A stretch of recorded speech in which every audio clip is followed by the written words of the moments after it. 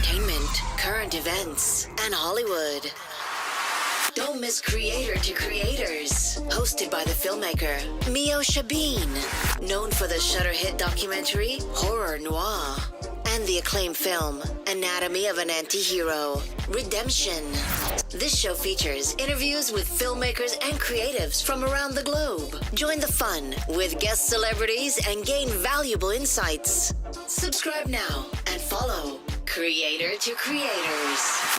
Hi, guys. Welcome to another episode of Creators to Creators today. Today, we have a wonderful special guest. I'm Zoe Antona. I'm Noah Garret. Welcome to the show.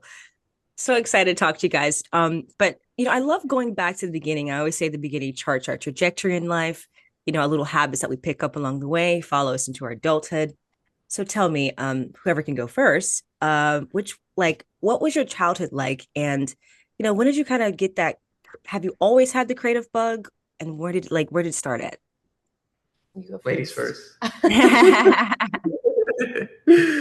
Well, I was born and raised in Atlanta, north of Atlanta. I grew up in Roswell. And I would say I've always been drawn to a creative life just because I was always drawing, coloring on anything and everything I could. And then that translated into me applying for art competitions and all the things. And I sucked, so I didn't win anything. And that only fueled the fire. And so that kind of snowballed into me putting all of my energy into creative platforms, whether that be, art class, yearbook club, and then AP art classes. And then that turned into me going to art school. And It's kind of gone from there ever since. That's amazing. I love that. And what about you? Well, I've done martial arts since I was a wee little lad. And my dad also taught camera production at the Art Institute. And he gave me my first camera when I was in second grade. So I've either always been around cameras and filming and the creative aspect through my dad and friends and all that. And then from a martial arts standpoint with just body movement and the traditional aspect of martial arts, I always found that to be really beautiful and creative. And it was cool because when I was little, I thought I was locked in with the traditional side where it's there's a structure, you're only doing the things that were created however long ago. But then you realize you got stuff like demo teams where it's kind of the modern version of these guys are flipping, these guys are doing all these crazy moves and they're making up their own forms and it's not traditional anymore. And I liked having that as an outlet for my own creativity of how can I take the moves that I've learned and then turn it into my own choreography and make something look really, really cool. So yeah, I'd say between film and through my dad and then my martial arts outlet, that's always kept me feeling creative. Awesome. Yeah. That's really cool. I mean, how did you guys meet? I always say two creatives find each other. Was this planned? Oh, you know what? It's a shame that it wasn't planned sooner because turns out we grew up 15 minutes from each other. Whoa. We went to rival high schools and he was best friends with my cousin growing up, come to find out. Yeah, I knew her whole family before. Oh, wow. So he's probably in the back of some home video somewhere. Crazy. You know the movie Jackass or the movie? Yes. He and my cousin would love to pretend they were, or actually try to be a part of. That became our personality through middle school, where we would get together and we'd be like, my name's Noah Garret and this is the blah, blah, blah, blah. And we'd try and make our own episodes of us tormenting and hurting each other. Also, if you see our hands down here doing things, it's because we've got this needy little thing. Oh my goodness, hello. This is Zira. Oh my goodness. Sooner, but yes, she's very needy. No problem. She's so cute. She's so pretty. Oh, I love it. Anyways, rabbits are going. Yeah. But yeah, so we found out when we met that she was related to one of my best friends through middle school and high school. Wow. And this was at an art gallery called Memento that our friend Madison owns. But she was one of the featured artists for the gallery for that specific event. And we just hit it off, and we had a ton of similarities, and grew up in the same area, knew a lot of the same people, and didn't know how we didn't know each other. And then, yeah. And he's also really good friends with a guy who went to high school with my mom, come to find out. Yeah. Like, just, so many connections. I love that. Never met until last year, and he hasn't been able to get rid of me since. So. I love it. I love it. That's amazing how, I do believe in divine timing. I think timing's everything, right? And it's so funny that you guys were in circle of moment, places at the same time, baby, and then just all of a sudden last year, it's like, boom. That's pretty incredible. So I read too, as far as you're an artist, you do a lot of abstract expressions with personal history. Tell me a little bit about how your Cuban heritage kind of began to shape your artistic voice. Yeah. So in college, I started on the photography route, and I was really interested in people. So having an eye for being able to capture the essence of somebody through the lens was my priority in college. And when I graduated, I went to New York City and pursued photography. It was extremely hard because it's a super saturated market. Oh, yeah. And I ended up walking home one day, walking to the subway, and I found this piece of plexiglass on the side of the road. And I was like, this is such a useful piece of material, I'm sure. So I brought it home like a dumpster rat. I started messing with it, and I started adding other materials, and I was still interested in the human experience. So I was creating very conceptual pieces of art that had to do with identity. Love that.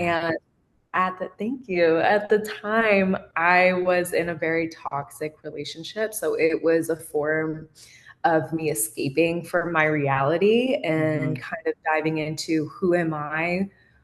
How am I reclaiming my sense of self, because I was losing myself in a personal relationship. And I moved there with him. So there was no escaping where I was. And so I did a lot of museum work. I worked with the Newark Museum of Art. I worked with a museum in South Korea. And I believe there's one other one that I'm totally forgetting right now. But I put my conceptual pieces into museums, and that kind of snowballed from there. So when I left that relationship and moved out of New York and I came back to Atlanta, that interest in materials and being resourceful and sense of identity kind of kept evolving. So over the past 5 years, I have kind of found the materials that I like, and it helps me dumpster dive as well. I use a lot of construction materials, and my grandfather always taught me to be very resourceful, and because when they came off of the island, they had nothing. So they had to, make the most of what they had. And he was always working with his hands and making new things. And if something was broken, he would put a paper clip in it and it was brand new, So I took that mindset and have put it into my art. And in terms of being abstract, I never want to place my memories and my experiences onto somebody and explicitly say, this is what this piece means, this is what it is, and that's it. because art is meant to be interpreted however the viewer sees it. Yeah. And I want to leave that space and that door open for people to interpret it how they see it. And I get a wide range of what people see in my work. Like, I bet. but yeah. I will say awesome. that the blessing and curse of her reclaimed materials style is, unfortunately, when we're driving, we'll be like mid-conversation, blah, blah, blah. And then I'll be talking for a little bit, and she hasn't heard anything because she's just eyeballing a piece of on the side of the road as I'm talking. I'm like, you clocked out, didn't you? Or I'll be like, you're looking at that construction site of how you're going to rob them, huh? I love that. That should be like an episode. Like you should like literally show that, like the process of you finding it. Oh, that would be great. That's pretty cool. Spotting yeah, exactly. Like I you know, I read your bio. I mean, you've done so many things. You know, I was wondering, like, so your journey with 8K world champion martial artist transition into, like, gosh, a successful career in film. How did you do that career in film, from our martial art to film and stunt coordination? And has it always been a part of your plan to kind of go from there to film? And like, you know how they say it's really hard to get into the business of film. You know, how did you find your way doing that? Yeah, for sure. I feel like it all cohesively went together, even though it was very opposite sides of the coin. So for me, growing up doing martial arts, I came up under two gentlemen, one named Joe Corley and another named Pat Johnson. Pat Johnson was our overseeing instructor based out of California, but Pat was a really big stunt coordinator back in the 80s. Like he did Teenage Mutant Ninja Turtles, Mortal Kombat, Karate Kid. He played Hood in Enter the Dragon with Bruce Lee and all that. But he was our overseeing instructor. Unfortunately, he passed last year, but he had a really, really long life, lived in well into his 90s. But he was a big influence for many martial artists that transitioned over into the film industry, and he got a lot of people their start. Yeah, so I started when I was really young, learned martial arts through he and Joe Corley. And when I was 13 years old, Pat had a film that he was doing here in town called The Unlikely President. And he more or less fathered me into the industry through a handful of opportunities when I was a kid. And that's what kind of exposed me to the industry, besides as I mentioned, my father teaching camera production and all that. So on that side of the coin, my dad, maybe after school, he might have some lectures that were still going on. So Nice. I might be waiting in the classroom with him while he's with his students or whatever. So I was able to get a little bit of a free education on some days, being able to see what he was teaching. And then he would work with me at home with my framing for my photography, and teaching me all about camera settings and developing and all that type of stuff. But yeah, for me, especially on the martial arts side of it, I was definitely that martial arts nerd that was just obsessed. And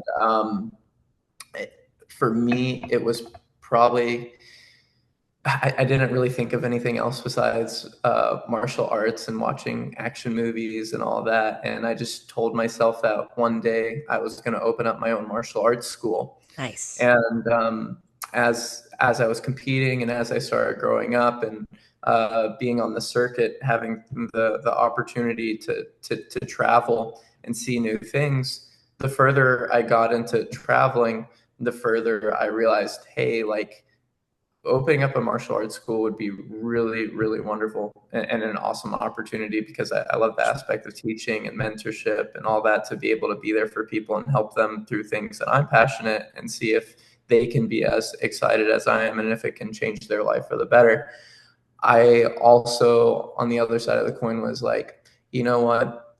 It's like putting a ball and chain on my leg this early in life. Like, if I start a martial arts school, super young, I'm gonna kind of stop myself from being able to experience those things like travel, or to be able to kind of find more about me, because I'm locked into a studio that I gotta be there 24/7 and do all that. So that was also something where I was like, you know what? Well, I'm getting these film opportunities. I'm experiencing this, and there seems like there's some decent money in this. So maybe what I tell myself is, let me tackle this film route. Let me see what I can do, and I can always open up a martial arts school down the road once I feel fulfilled and have experienced things to a certain point, if I wanted to go that route.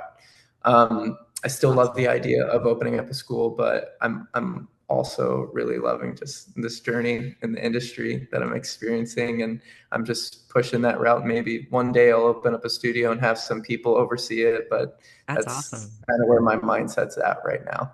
I love that. I mean, yeah, you Mhm. work with so many amazing, A-listers in the business.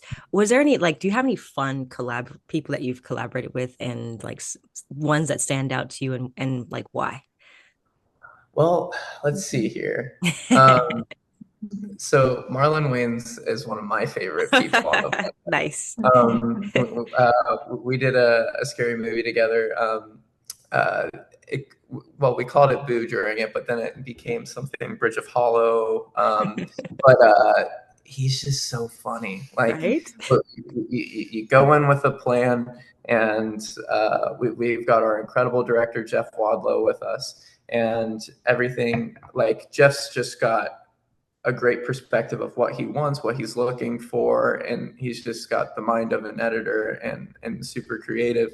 And then you bring Marlon Wayans into the mix, and his humor and like what he sees, and you're in the moment. You're going through a scene, you're blocking through it, and he'll start to come up with a joke of blah blah blah whatever, and then you're feeding off of it, and then you guys are just going back and forth, and then you guys say action, and you're shooting the scene, and it just kind of comes to life. And Marlon was just always a character to work with, and I really enjoyed him in that aspect. But same thing could be said about Kevin Hart as well. He's very much so got that humor in the moment.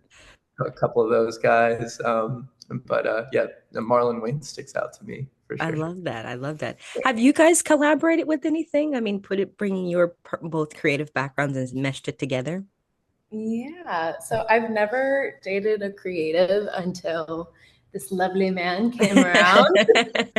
And he has been such an inspiration, just to one, keep me motivated to keep going in my craft. Yeah. And he's brought me on set when he has been shooting short films and all of that, and being able to see that process, meet other people in his industry, in his world. And I love how much he brings me a part of it. And in terms of creative collaborations, I had a solo show last summer. Nice. At Memento Gallery. Thank you. And leading up to the opening of that, he shot basically my process. I worked on a piece in the gallery from start to finish, and he documented that and put together a beautiful video of that process, which I've never been able to capture fully. Wow. Until that point. And it turned out so beautiful.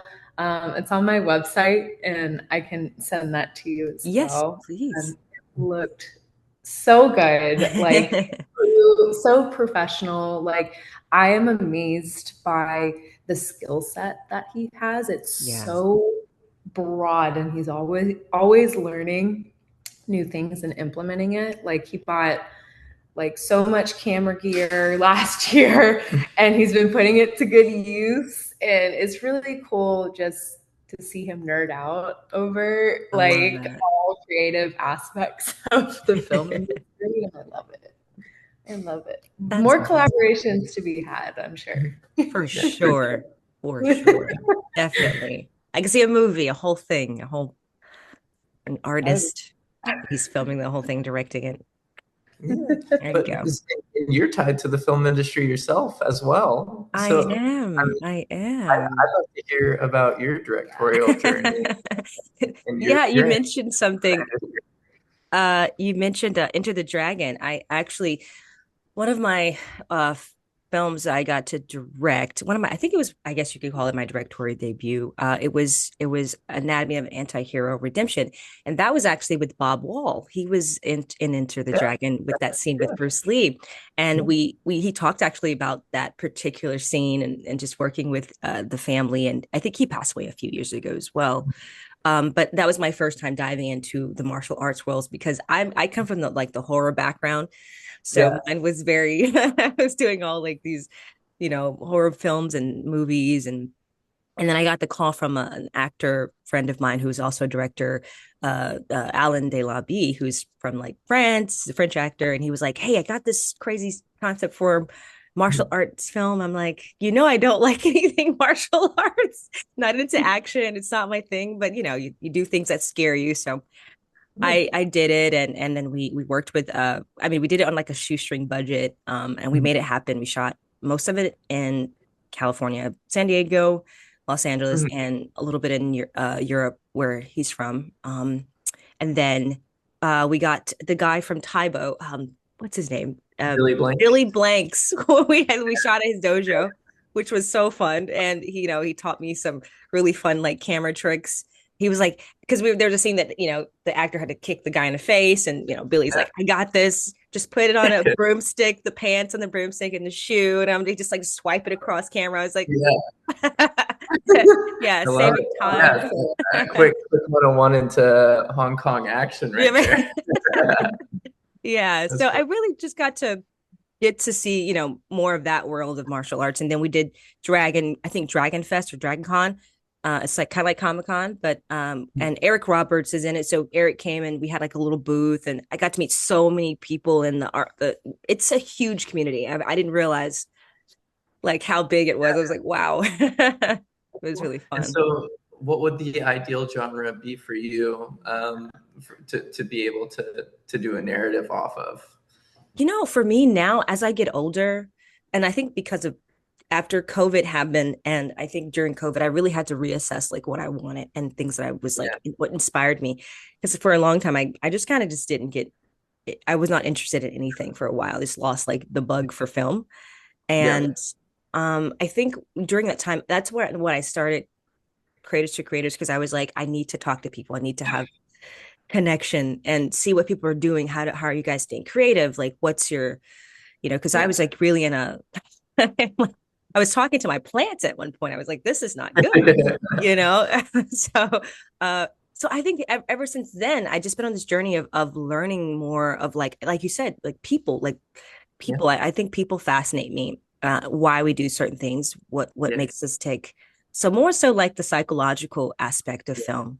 A little bit of, you could say horror in there, but yeah. not literally monsters, but more so like how humans work and what makes someone do The why of crazy. psychology. Yeah, like the deep mind. So Mhm. I started the audio series Church Hurt. So I'm almost done with that. I have one more episode and then it's done. I package it up and put it out there. But Church Hurt is something that really got me back into wanting to create something. It's an Yeah, audio series, but a friend of mine committed suicide due to church, and yeah, and it's been for me a very healing journey for myself. So kind of like I'm getting back into everything slowly but surely, and I'm feeling more inspired to get yeah. back So into film. it sounds like you're on the deeper psychological side of things right now with what you're trying to express creatively. I love Yeah. that. It's Yeah. really And cool. congratulations on almost being done. That's incredible. Thank you. I feel like this is going to be, I mean, an incredible healing. And even if you never had church, hurt, I think a lot of people have, but like in a sense of like not just abuse, but psychological or any kind of type of manipulation, I guess. Yeah, But it's really to the through line is really like people are the problem, not God. And I think once we, once that gets to the end, I think it's going to be such a healing process for a lot of people. It's a 6 episode episodic like audio series, and I got some people from all walks of life, like the Catholic background, Yeah. non-denominational, Baptists, but Mhm. just stories of like and I'm like, wow, like this is gonna be something. So yeah. I had an interesting conversation with somebody that I just built a friendship with on the last movie that I was on.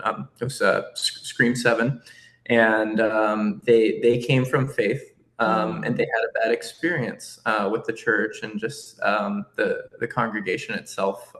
It just bred some toxicities. And it was interesting hearing them out as far as their experiences. And exactly where you touched is kind of like where we left off. It's just, it's not necessarily faith or spirituality itself, but it's sometimes people that can ruin things. Because I mean, for me specifically, I came from having faith myself and my family. We're Messianic Jews. We have Jewish heritage, but we're Christian. And I was pretty transparent with them. I was like, you know what? I had a great experience with faith growing up. And I think that part of the reason I had a great experience with faith was my parents themselves. Like I viewed them as superheroes because they were the type of people where if you didn't have something that you needed, they made sure you had what it was. They ran a pantry out of their garage. They would take in young girls, 15, 16, that got pregnant too soon, that didn't know how to talk to their parents because they were abusive, or people that were dealing with drug issues. But to me, definitely view them as superheroes. And I just saw the difference that they would make in people's lives, even down to the fault of like putting their needs aside to be able to make sure others were okay. But I learned later on, it's like, okay, well, you got to find the balance. But but to me, like faith was cool because I was excited to say that they were my parents, and I saw the difference that it made in others' lives. And I was like, if this is what faith is, because nothing was ever pushed on me, it was just always like led by example. And I was like, I can get down with this. And you grow up and you realize that everybody has different experiences and not everybody has the same upbringing that you do. And then you see those things, like those conversations that I had with that gentleman on set. And I'm like, you know what? I can only lead through what I know. And I want to hear people for what they experience. And I can't push anything on anyone because their experience is their experience. But it's really cool to find a way to understand, like you're trying to understand through your scripts and things that you're trying to express with faith and all that. And I'm very much so interested in seeing why people are the way that they are through what their experience is. I think sometimes at some point you can make, at least this is where I am right now, like you can make so many movies, and then it's like at some point it's like, what else is there? It's like Sure. to expand myself even more, because it's like I feel like when I met you guys at the Thorn with the Thorn crew, when I got to see it, I was thinking it makes sense that this is like what it's really about. Like it goes beyond the recognition. It goes beyond the whatever films you can, whatever films you make. So it's like, there's got to be more. So that's kind of where I'm at in my process and journey these days. But that's awesome. Well, can't wait to see when you're done. Absolutely. I want to listen and see. Absolutely. I can't wait. I'm excited for it. I have a fun question, and there's no wrong answer. The 3 levels of influence: money, power, and respect. And if you could choose only one of those things, which one would you choose and why? Respect. Respect for sure. I feel like anything done in love and creating connection with other people, there always needs to be a level of respect, whether it's there or not. That influences power and how people perceive you and how you're able to manage your power. And from respect and influence in a creative world, from what I've come and to find out and learning, is the money will come. Like, as long as you are doing what you're meant to be doing in your creative process and you're doing it out of love and respect, everything else will fall in line. Like, but that's just for me. Like, I don't feel like power drives anything worthwhile. I feel like there's a lot of ego that goes behind that. And I feel like that only polarizes yourself and puts you in a place of, pushing people away. And in terms of money, it could be a blessing and it can be a curse. And I feel like there has to be balance. And that's, for me, respect has to be there. Yeah, great answer. Sure. I mean, yes. I mean, I have. You're like money. Yeah. So money. But like to me, it's like money is a byproduct of doing everything right. And if I was to lead with money being the priority, if you don't have respect, where your project's going to go, because nobody, like, it's just a money pit at that point in my eyes or my perspective. But having respect first, where you're able to build that as a foundation, you work hard, you treat people well, you lead in all examples of how to set yourself up in a very healthy position to where people get your rap and they're like, this is the guy, this is the girl, or whatever. It's like respect leads into all the other things where you gain healthy power and good money, and all the things. Money. Absolutely. What advice would you give to somebody that's trying to get into the creative fields?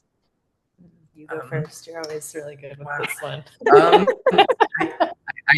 It's such a self-explorative journey. And usually when I have this conversation where somebody is just dying for something creative and they want to feel fulfilled with their passion, a lot of times they don't know necessarily what that field is. They just know that they need that creative outlet because they're 9 to 5 in it, or they're doing something that isn't making them feel fulfilled.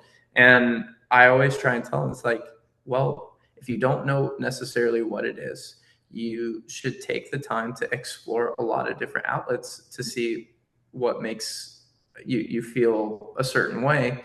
And the thing is too, it just takes a lot of self-awareness of the things that make you happy as well. Whether it's, I just absolutely love watching action movies, or I was the kid that would draw on the border of my math papers in between class of anything that I thought of, and I'd keep getting in trouble because I just couldn't stop doodling. Or I find it that I mentally clock out because I'm just going through song lyrics in my head all the time, or whatever. But like, those are the things that I look for when I'm conversing with people, because if that healthy distraction is happening for you, or that little obsession, you need to kind of take the magnifying glass and you need to focus on why that is there, and maybe start at that point and then see how you can expand from there. And then I can help troubleshoot with you or something. Yeah. That's but great. That's usually where it goes for me when I have those conversations. I love that. What about you? Do you have any advice for anyone that wants to get into the arts world? Yeah. I think expanding off of that and thinking about my own journey, like, I started in photography, I went into conceptual work, and now I'm doing the work that's most fulfilling for me in my creative process. And being able to manifest that is the most important. And I feel like people bottle up their creative energy just because they don't know how to express it. But to educate yourself, I think, is the biggest form of advice that I can, tell people, just listening to podcasts, having interviews with other creatives, going to events, going to art openings, expanding your horizons, and kind of letting it snowball. In my journey, I started in photography. It got to a point where I stalled in my creative process, and it's like, how can I take a break from this and basically have another form of expression? And that led into conceptual work and trying to manifest that. And once I stalled with that, I started doing more personal manifestations of memories. And at some point my work is going to evolve again, and like it all relates back to itself. And I feel like that's where people feel like, I need to do one thing, I need to do one thing only, so that people can identify that creative outlet as me. I feel like people try to trap themselves in a box before they even begin, and it's like, just start, just do it. Just do it. Just do it. I love that. I love that. To kind of go off of what she's saying, because like to me, like these are very foundational points of like, okay, like where do you jumpstart things? Absolutely. But like once you jumpstart it, because some people already know what they want to do. But if I was to just speak out of a film industry aspect, like the big thing is out of sight, out of mind. I can't tell you how many times I talked to somebody, maybe when I started my career, they started their career same time, and they're like, how did you get so like far into it? No, like I'm still trying to get like the start or the whatever. And then you have that tough conversation with them where it's like, well, you have the interest, you have the desire to be a part of this, but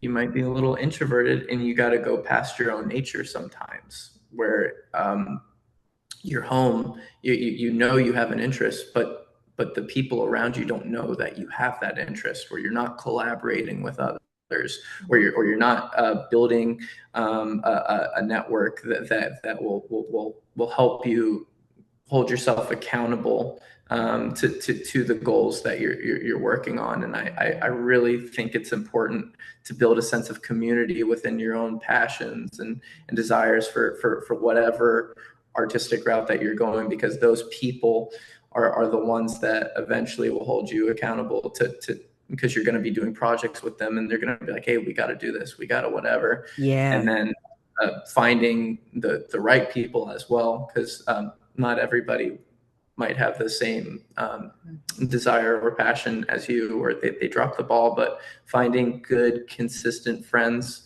and then trying to be able to network yourself through the journey, and also lack of ego. Like it's a big one. Some people, like I used to be in the commercial world quite a bit, and started in the non-union world directing commercials.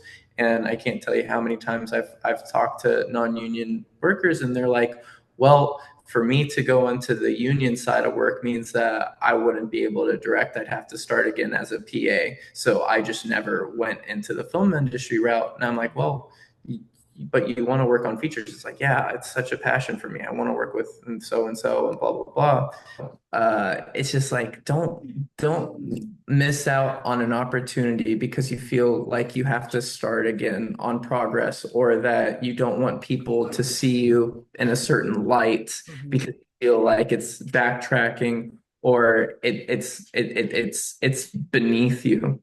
Because I think people really appreciate, especially in higher ups, whether it's a producer or a director or whatever, people aren't necessarily looking at the position that you're in. People are looking at your work ethic.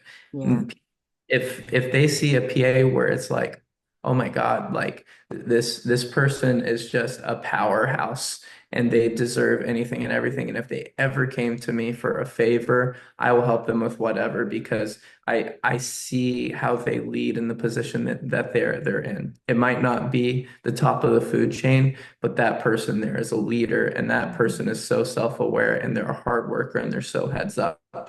And I've seen that in the industry where somebody might start off in a position and then they just shoot up all the way up to line producer, UPM, or whatever. And it's happened time and time again just because somebody's willing to dig in, put their ego aside, and get a job done and do it well. Humility. Yeah, exactly. Do you feel like the industry is changing for the better? Like, do you feel like, with all this whole Me Too movement stuff that happened, with all these things that are that came out with the Diddy situation, with Epstein, do you think like it is getting better? I think no. I think that there's the side of the coin where the healthy aspect comes in, where it's like we're finally holding people accountable to how they treat their coworkers, or the people that think that they're untouchable or Mm. invincible. And so it's putting a light on bad toxic work behavior so that people will realize, oh, okay, like I can't get away with the things that I think I can get away, and thank God that they can't get away with it anymore. And then there's the aspect of it where, people abuse certain things where they'll make something bigger than it is, or that never existed in the first place, and then that can ruin people's reputations, and it's really scary because it's like whether it's a blackmail aspect or whatever, but people lose careers over people being malicious, and that part is scary as well. But I think that the things that are being put in place are meant to be a very healthy and good thing. And I also stand behind it because we need to protect each other and keep each other safe.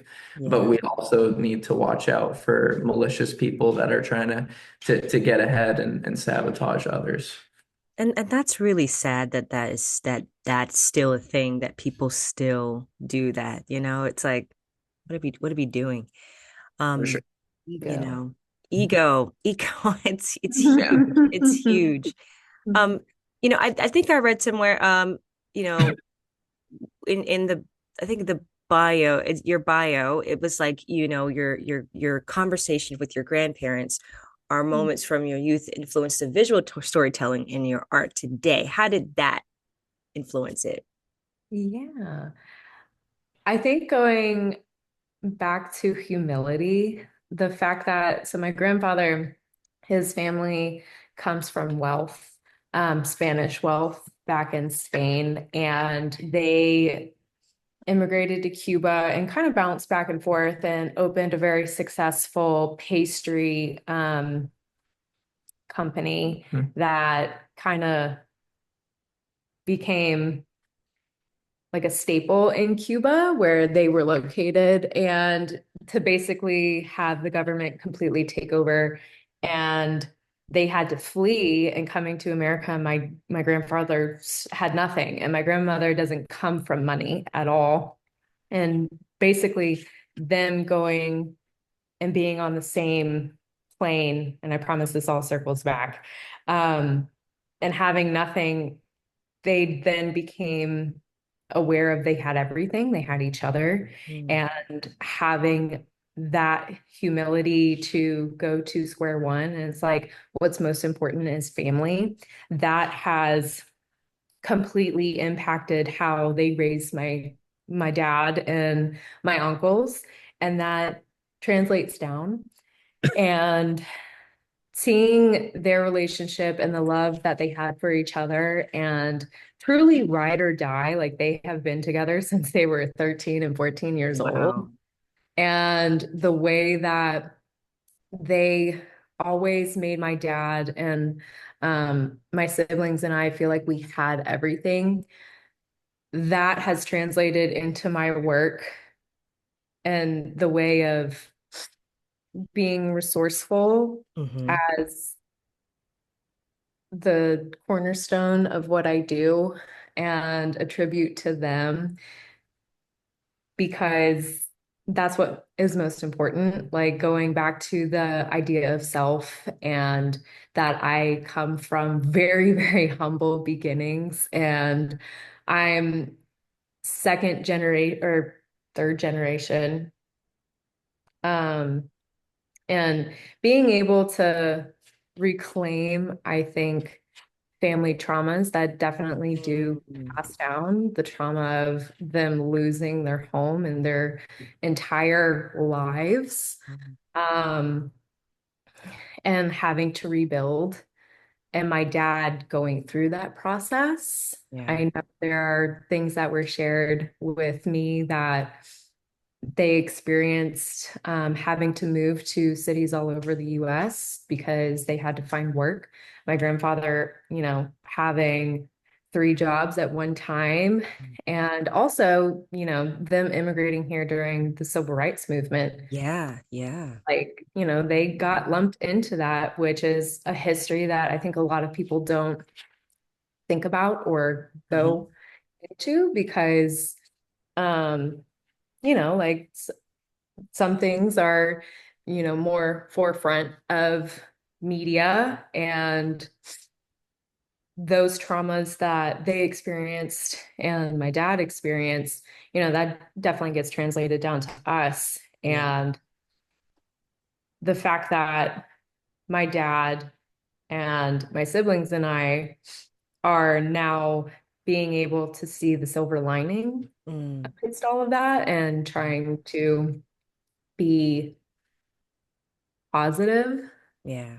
about, you know, memories that, people can only see as negative. Yeah. I Yeah. think that translates into my work. Like there's a little bit of trauma Mm.